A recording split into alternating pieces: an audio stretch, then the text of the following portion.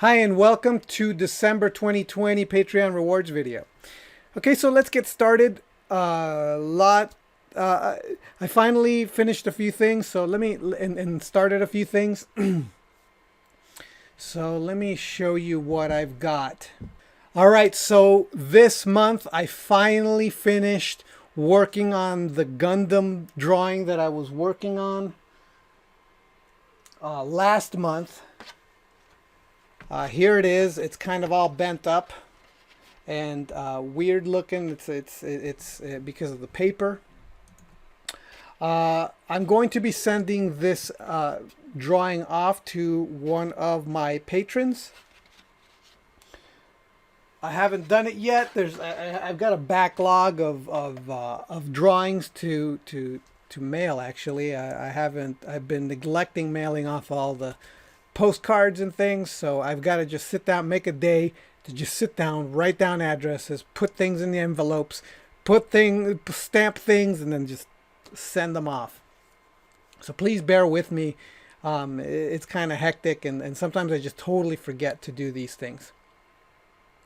But this is the final painting of the Gundam here. The process was essentially just I came up with the thumbnail, and then I put the shadow layer in blue, and then little by little I started building up contrast and mixing up colors. I don't actually have black watercolors, so I created this black or gray, both black and gray watercolors. I invented those. I made those up myself. This is all white gouache right here to like really push this white.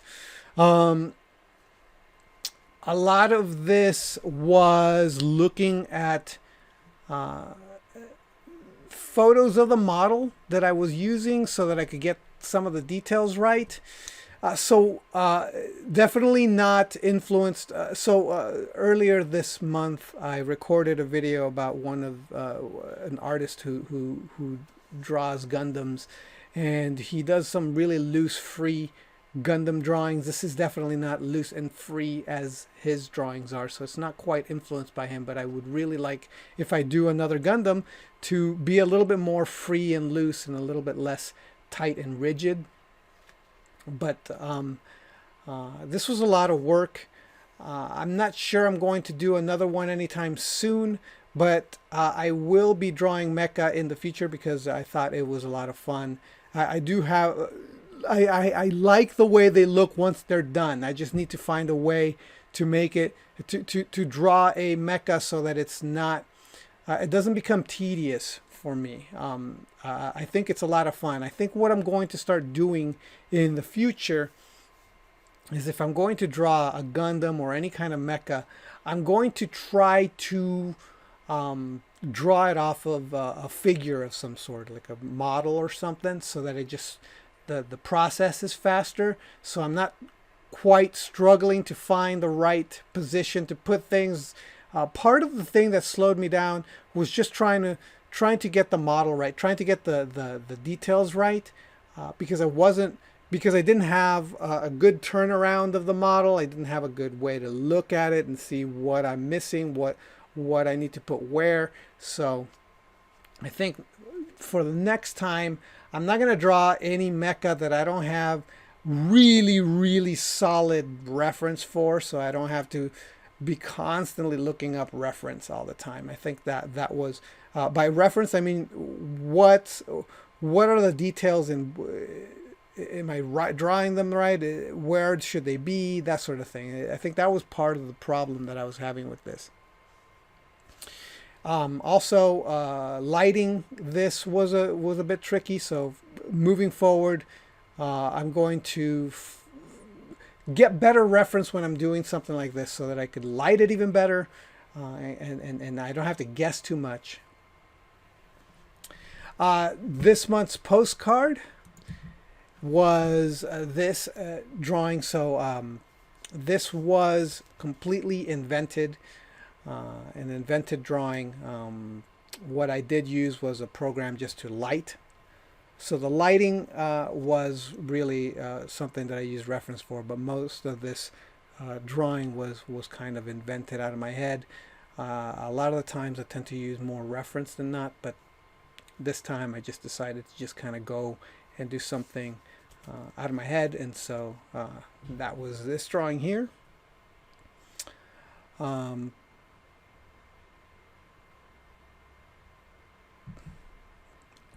So now that I finished finally drawing the Gundam, I decided it was time to work on another comic strip. So I started doing that. So this month, everybody's going to be getting the work in progress of the comic strip.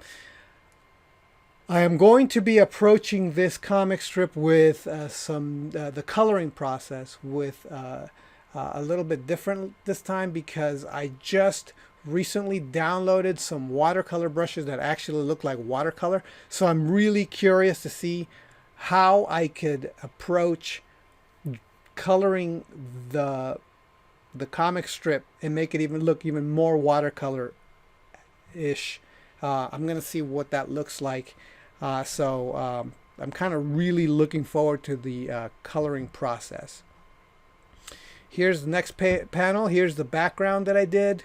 I actually, what slowed me down a lot for this comic strip is the background, and it's supposed to have sped it up, right? But the problem was that when I opened the program, there was a problem with the model, the CG model that I had created. There were some things that weren't quite turned on.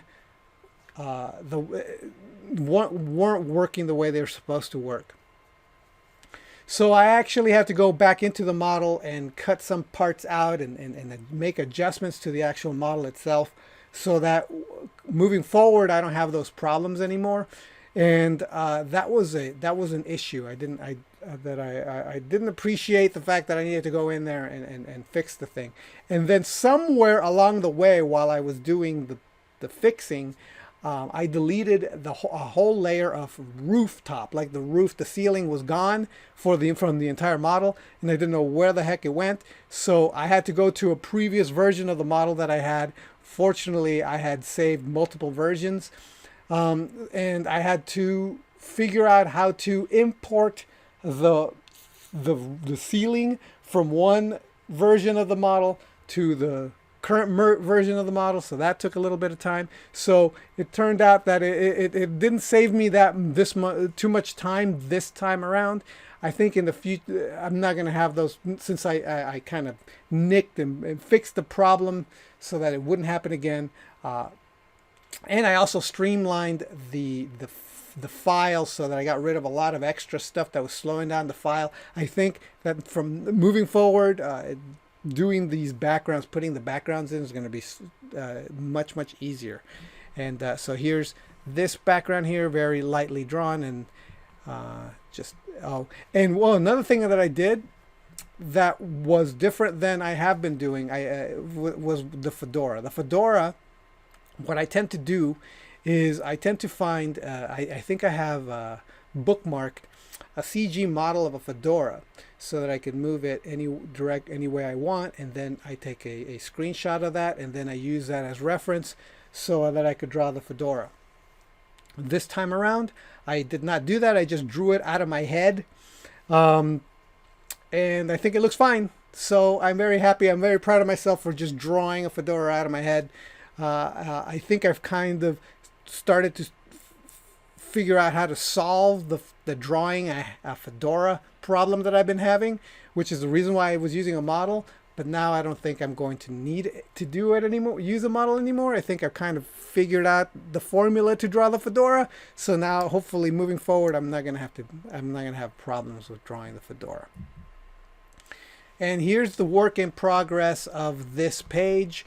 As you can see, I drew the details on this statue in the background.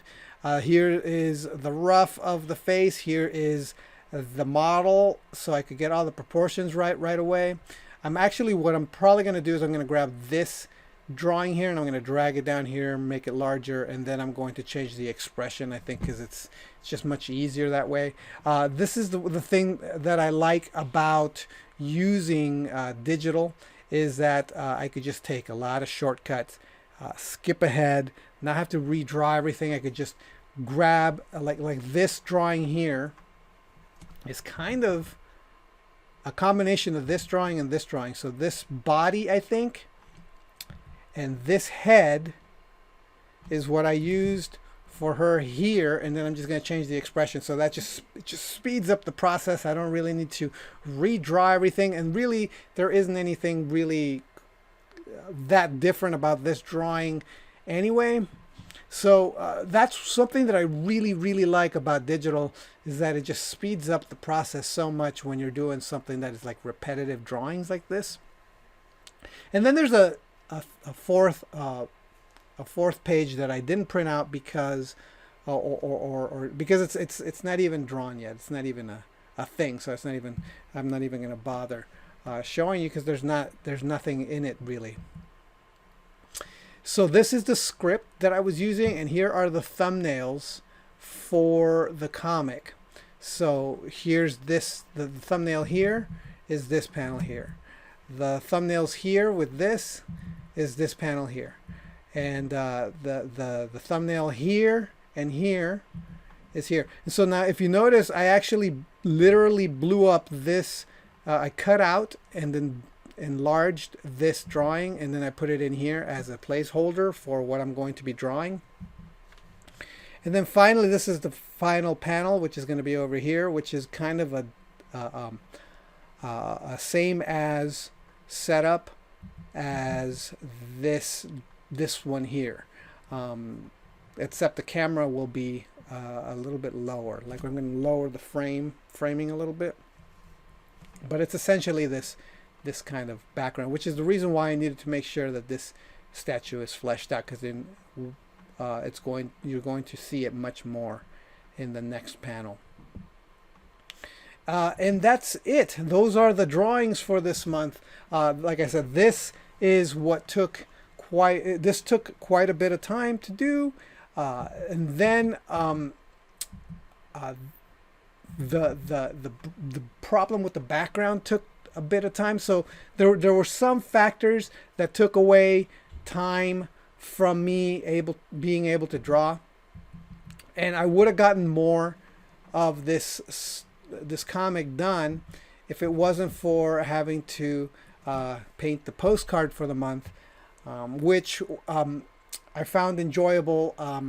I found that the more I paint the postcards, I find that I'm losing my ability to paint. I don't know what it is. It's getting more difficult rather than less difficult to get a result that I like. It's very strange. I struggle so much with painting these postcards. They should be fairly simple and very much more straightforward to do, because I've been doing them for so long, and I find that I have more and more of a difficult time actually drawing them, which is very strange. Okay, so now I'm going to let you know who the winner of the postcard this month was. Oh, and by the way, here is the postcard. I forgot to show you the actual final piece here. So here's the all warped and everything, but here's the final piece. Okay, so the winner of this month's postcard is Helena Ross. Helena Ross, congratulations. You won this month's postcard. I will be sending it along with all the other backlog of cards and things that I haven't sent yet. So please forgive me if you're waiting for yours. I haven't sent them off. I'm sorry, but I will be sending them off as soon as I'm able to. So thank you so much. Thank you for your support. And I will continue doing what I can. Please, one of the things that I found is that when people ask me questions about things, I'm able to do videos about very specific topics simply because people are just asking me questions about things, and it's really helpful when people ask me questions so that I could just do a video on it. And a lot of the times I'm trying to think up of what good content I could do. I usually do an inspiring artists video because not only do I find them enjoyable, but I'm always very excited about talking about an artist, which is fine, and I like doing them. However, if I could help you with something directly, a drawing question directly, I don't mind doing those either. So just keep that in mind. If you have a question about drawing, feel free to ask me, and I will answer, and I will do the best I can to make a video answering your question. Okay, so thank you so much for your patronage. I really appreciate it, and I will talk to you next time. All right, bye.